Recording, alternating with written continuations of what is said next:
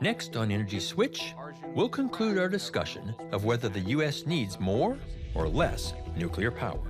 Then why would the governments of Japan, France, and Britain all be making a move back to nuclear? It's because nuclear is reliable, and reliability makes electricity cheap. The most important thing on climate is time. Nuclear cannot do it. It's simply infrastructurally not possible. Coming up on Energy Switch, is it time for more nuclear power? Part 2. I'm Scott Tinker, and I'm an energy scientist. I work in the field, lead research, speak around the world, write articles, and make films about energy. This show brings together leading experts on vital topics in energy and climate. They may have different perspectives, but my goal is to learn and illuminate and bring diverging views together towards solutions. Welcome to the Energy Switch. In Part 1, we discussed nuclear accidents, nuclear waste, and nuclear weapons. Now we'll talk about cost. The low cost to run a nuclear power plant and the high cost to build one. We'll talk briefly about new nuclear technology, and we'll talk about time. Could we build new nuclear plants fast enough to address climate concerns?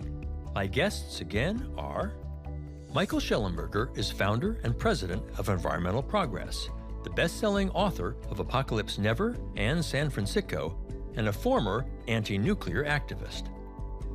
Dr. Arjun Makhijani is a nuclear engineer against nuclear power. He's president of the Institute for Energy and Environmental Research and co-author of Nuclear Wastelands. On this episode of Energy Switch, is it time for more nuclear power? Part 2.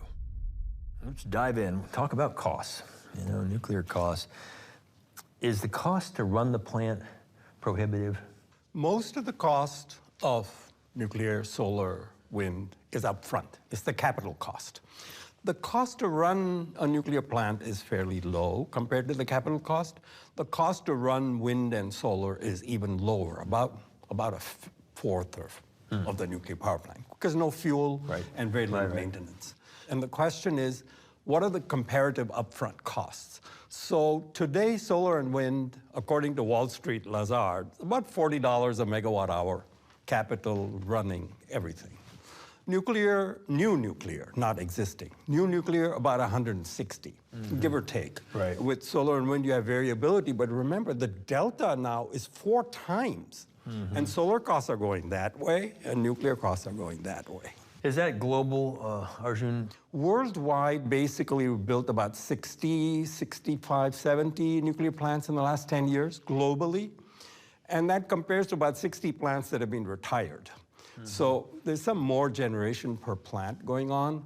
So we're not making a whole lot of progress. But China's building. I just wondered on the cost side. China building is also slowing down. So even in China, in the last 2 years, only about 4,000 or 5,000 megawatts have been built. That's the equivalent of about 4 plants. If you look at renewables in China, was 14 times the addition of nuclear. Is that just solar and wind? Is that hydro? Just solar and wind, not including hydro. Only solar and wind.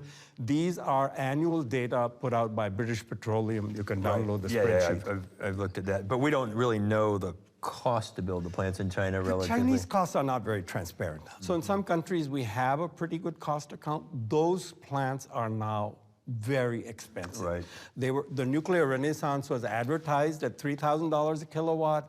It's now 8,000, 9,000, 10,000, 12,000. That's all in though, but to run the plant, once it's built, once it's built, it's pretty low initially, and then some of the 30 and 40-year-old plants, you need replacement parts. Sometimes the pumps wear out.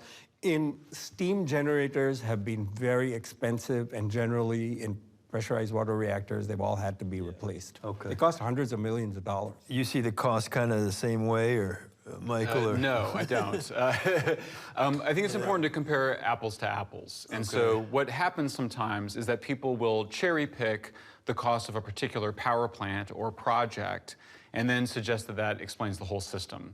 It's better to compare 2 countries that are similar over time, and we can do that because we've had a natural experiment in the form of France and Germany. France spends a little bit more than half as much for electricity per unit of electricity than Germany does, and yet it gets more than twice as much of its electricity from zero pollution sources as Germany.